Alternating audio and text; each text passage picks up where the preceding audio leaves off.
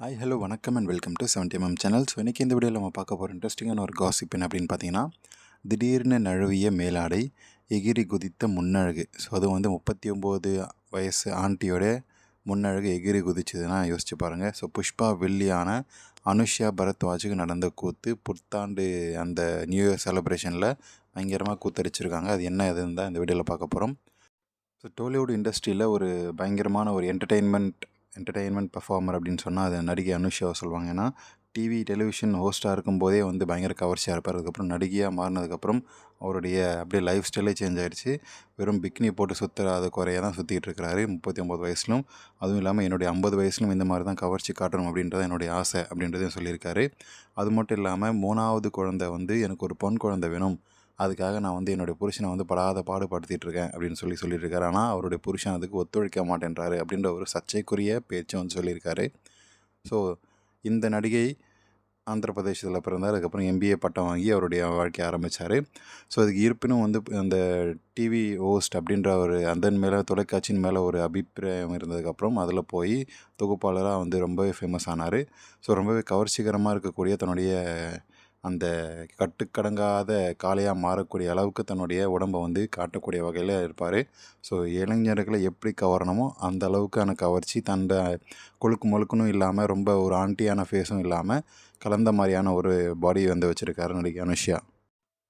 So அதுக்கப்புறம் கூஷ்ணம் அப்புறம் ரங்கஸ்தலம் 2 படங்களுமே வந்து பயங்கரமான கவர்ச்சி. இந்த படங்கள் அவருடைய நடிப்பு ரொம்ப பெருசாக பார்க்கப்பட்டுச்சு. அதுக்கப்புறம் அவருக்கு விமர்சன ரீதியான பாராட்டுகளும் ஏராளமான விருதுகளும் வந்து கிடச்சிது. ஸோ அடுத்தடுத்த படங்கள் அதிக அளவு வந்துகிட்டே இருந்தது. ரசிகர் பட்டாளமும் ஏற போய் அவருக்கு பணமும் ஏறிச்சு, அப்புறம் பட வாய்ப்புகளும் ஏறிச்சு. ஆள் பயங்கர கவர்ச்சி ஆகிட்டார். ஸோ பெருசாக கவர்ச்சி காட்டி எல்லாத்துலேயுமே வந்து பிக்னியோடு போட்டு தன்னுடைய புருஷன் பொண்டாட்டி புருஷன் பசங்க கூட வந்து இருக்கும்போதே வந்து ஒரே ஒரு உள்ளாடை 2 பீஸ் போட்டு பீச்சில் சுற்றக்கூடிய வகையில் அவருடைய லைஃப் ஸ்டைல் மாறிடுச்சு.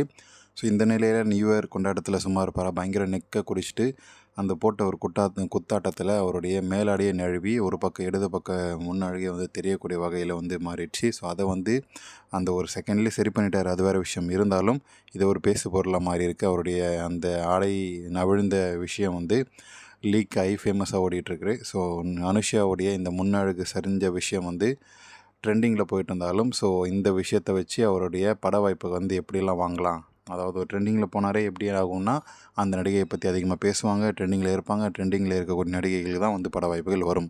ஸோ இந்த மாதிரி தான் வந்து பண்ணியிருக்காரு. இப்போ ரீசெண்டாக அவர் நடித்த புஷ்பா 2 படத்தில் கூட வில்லியாக நடித்து ஒரு மிகப்பெரிய ஒரு பேரும் வந்து வாங்கியிருக்காரு. நடிகை அனுஷ்யா பரத்வாஜோடைய பிட்டு கிடைச்சா சந்தோஷமாக இருக்கும் அப்படின்னு சொல்லி எதிர்பார்க்குறேன். ஆனால் கிடைக்க மாட்டேங்குது.